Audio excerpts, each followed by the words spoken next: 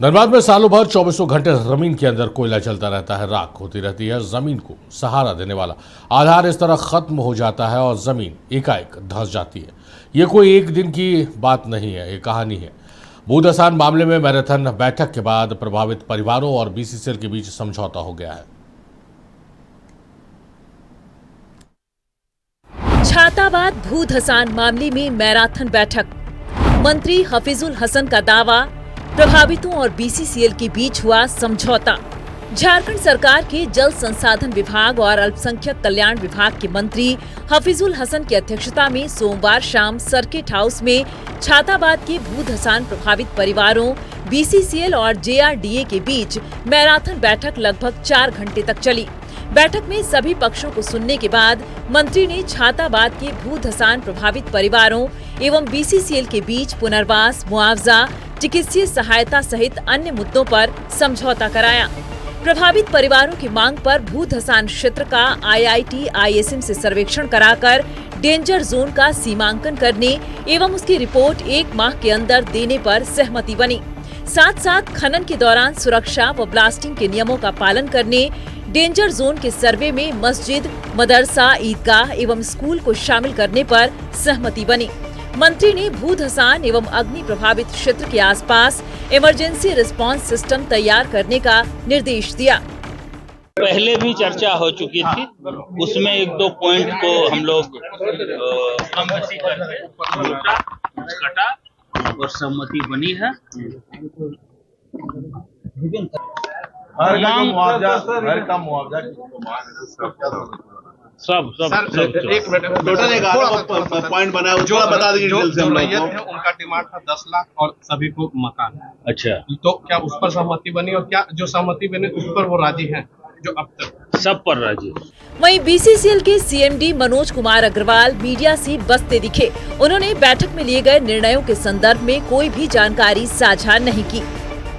2 minute जो बात हुई बता दीजिए, खाली मोटा हम लोग नहीं करें, खाली बता दीजिए क्या बात हुआ। खाली इतना बता दीजिए। आप भी कुछ बोलिएगा कि सम्मान है आप लोगों का, बहुत सम्मान। खाली बात क्या हुआ ये बता दीजिए ना, क्या वार्ता हुआ। बहुत सम्मान है विपिन भाई सर, कुछ भी खाली कर। दूसरी तरफ बैठक में शामिल रहे वार्ड 2 छाताबाद के पार्षद मोहम्मद शाहबुद्दीन ने बताया कि बैठक में ग्रामीणों की बातों को गंभीरता से सुना गया। हालांकि कई मांगों पर सहमति नहीं बनने के पीछे बीसीसीएल की ओर से प्रावधानों का हवाला दिया गया है। देखिए, हम लोग तो मंत्री जी घटना स्थल पर गए थे जहां आशियाना आंदोलन चल रहा है।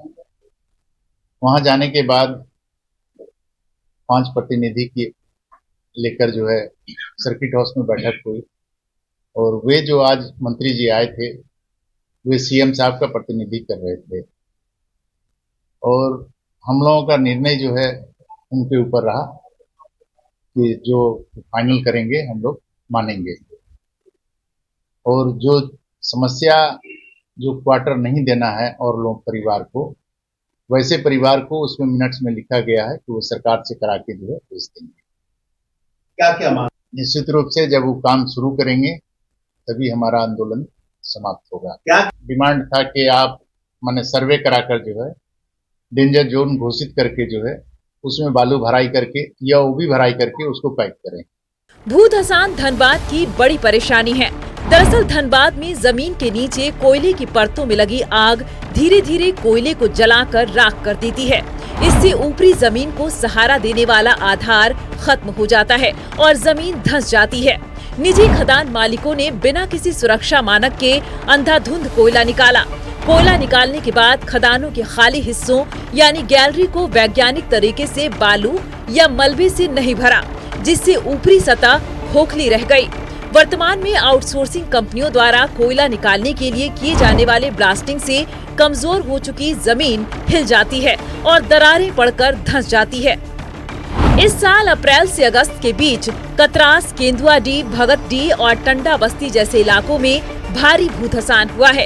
इस साल 31 मार्च को टंडा बस्ती में पूरा घर 20 फीट नीचे समाने से 3 लोगों की मौत हो गई थी। अगस्त 2026 में ही दर्जनों परिवार बेघर हो गए हैं। भूमिगत आग के कारण अब तक लगभग 3.7 करोड़ टन कोयला जलकर खाक हो चुका है और 2 अरब टन से ज्यादा कीमती कोयला ब्लॉक हो गया है जिसे निकाला नहीं जा सकता। अमित विश्वकर्मा, नक्षत्र न्यूज, धनबाद।